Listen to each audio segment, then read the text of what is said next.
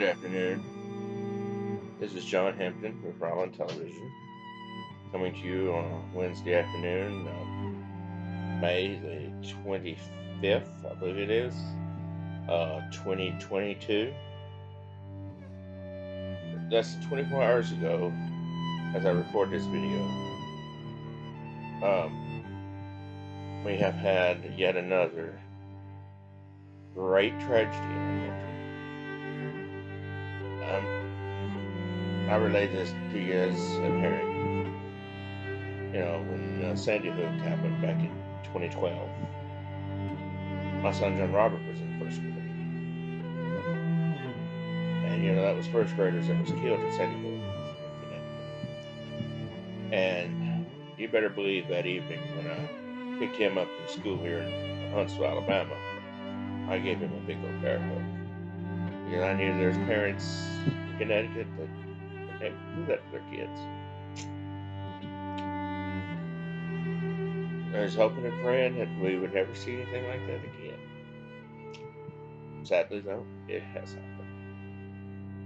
As many of you probably know and aware of by now, Uvalde, Texas, Robb Elementary School, 18-year-old came and barricaded himself in a classroom. And as of the time I'm recording this video, they had already had 19 children confirmed killed, as well as 2 teachers. And my heart's breaking. There's parents at the end of the school year, getting ready for summer break here for all school systems. And there's going to be parents that won't have kids with them to enjoy summer or graduation or prom or further down the road to see their child walk the aisle and get married or go off to college, as their child was tragically shot and taken from them yesterday. It was tragic. And, of course, first of all, our prayers are with those people, those parents who lost their kids.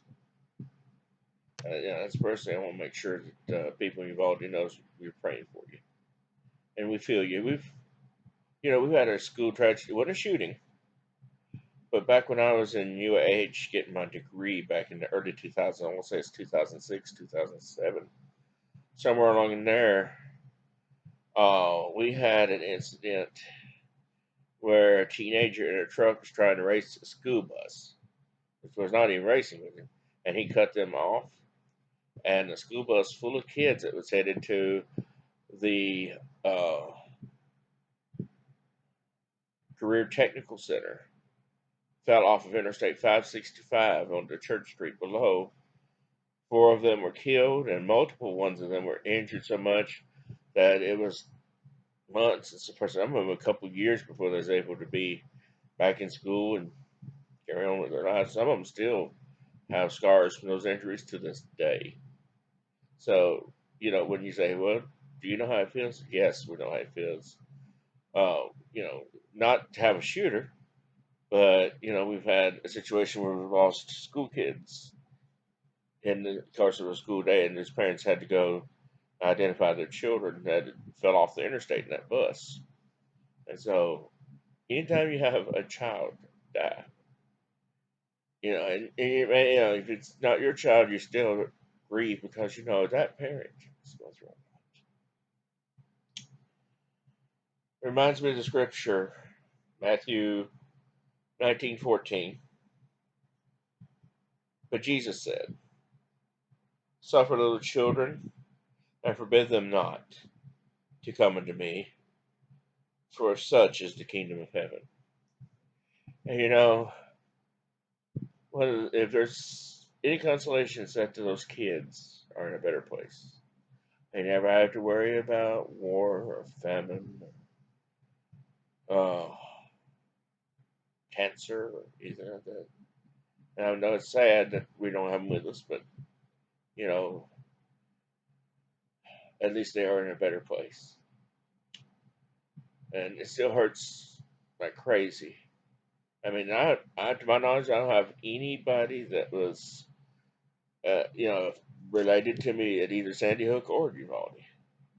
But it still hurts because I'm a parent.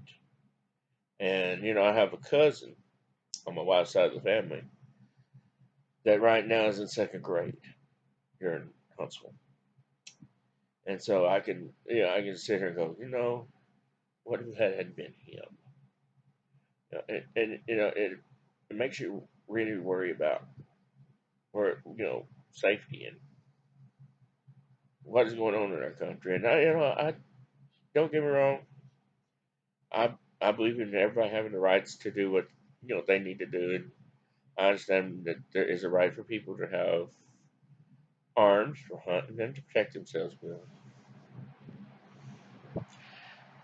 So, I understand that people have these rights, but we need to find a way here in America to make sure that the people who are not fully functional, if they're like criminals, or if they're like mental issues or something like that, that they realize they could be a threat to someone, they need to have a way of supervising them. Number one, number two, make sure they don't have access to the things that they can use to hurt someone else, and not just guns. That's, I mean, you take the gun away from the criminal and the person who's not fully functional, they could just as easy use a knife or a hatchet or a lava lead, or as they call it, sling blade. I mean, they could, in it. We, you know, I mean, we still remember, those of us who were alive in 2001, that the 9/11 tragedy, there was not a single gun involved in it. And it was one of the most tragic events of our lifetime. Over 3,000 people were killed using knives and airplanes, for lack of a better way of putting it. And so, you know, we just need to find a way to keep those who were either criminal or not competent to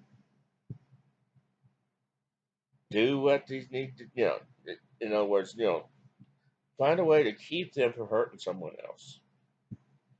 We need more mental health care. We need more, uh, supervision of those who are criminal and those who have mental facility issues. And of course, obviously, we need to make sure they're not getting guns in their hands or knives.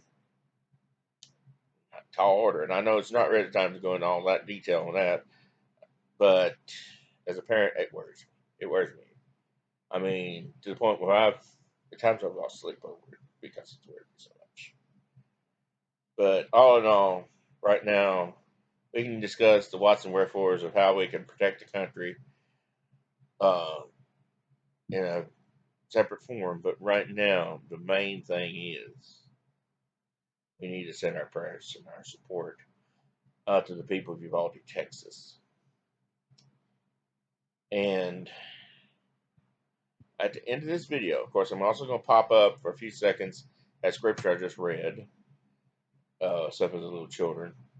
And then as the credits begin to roll, or before the credits begin to roll, I'm also going to pop up a slide that tells you how you can support the families of the Uvalde victims. There's a memorial fund that has been set up there in Central Texas, and it'll give you a website, an address, and other contact information so you can help the victims and their families. And I encourage you to do so if you're able to. Obviously, not everybody's got that kind of money right now, and I understand if you're not able to. I understand that. But if you're able to cut them a small check, or send them a small donation by card over the internet, um, consider doing it. I mean, those families are going to need money to bury those sweet little children, uh, and it's going to be hard for them to move on. I mean, They're probably going to need money for therapy too, because it's going to hurt like crazy for years to come. And even the kids that survive, I mean, that's going to be something that will be burned. If they was in the school yesterday and this happened, the kids that came out alive, this is going to be burned into their memory till they're 100 years old if they live that long. So I know I heard just a while back on a CBS News documentary that was talking to some of the survivors of Sandy Hook, and it's in 10 years. Well, it will be in December. And some of those victims still have vivid flashbacks like it was yesterday. So, as a parent, as a dad myself, this is just a dad talking out of concern, and I'm sure I'm just one of many voices saying the same thing this morning. But you know, it's worth mentioning here, and I want to thank you for allowing me into your home, and wish I was coming to you on a more positive note today. But I just want you to know I love y'all. God bless y'all. If we don't see you this side of heaven, I'm hoping to see you all in heaven someday. And thank you for listening to Ride on Television.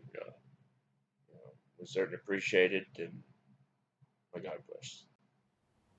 And God bless America. And God bless Uvalde, Texas.